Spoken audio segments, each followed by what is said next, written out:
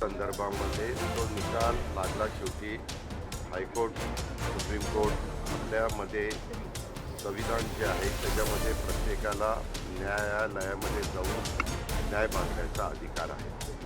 वास्तविक त्याबद्दलची तयारी वेगवेगळी सरकार आली तेव्हापासून आत्तापर्यंत अनेक सरकार आली। तुम्ही बघितलं त्यात जी घटना घडली त्यावेळेस महाविकास आघाडीचं सरकार होतं, नंतर युतीचं पण सरकार आलं, त्यानंतर पुन्हा एक वेगळं सरकार उद्धव ठाकरे साहेबांचं आलं, त्याच्यानंतर पुन्हा एकनाथराव शिंदेंचं आलं, आता पुन्हा देवेंद्रजींचं आलं।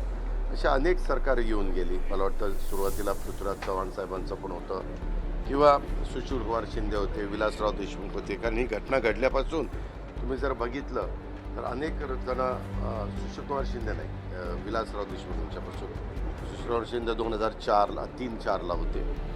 सगळ्यांनी आपापल्या परीनं त्याच्यामध्ये ती केस कशी चांगली राहील आणि व्यवस्थितपणे सगळे पुरावे कसे सादर करता येईल याबद्दल पोलीस यंत्रणा पण काम करत होती, चांगले आपण वकील पण दिलेले होते। परंतु शेवटी न्यायव्यवस्थेचा तो निर्णय असतो।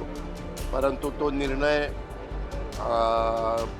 ऐकल्यानंतर राज्याच्या प्रमुखांनी पण सांगितलं की आम्ही सुप्रीम कोर्टामध्ये जाणार आणि सुप्रीम कोर्टाला पुढं जाऊन पुन्हा तिथं ही केस मांडणार, चांगले वकील देणार आणि जे दोषी असतील त्यांना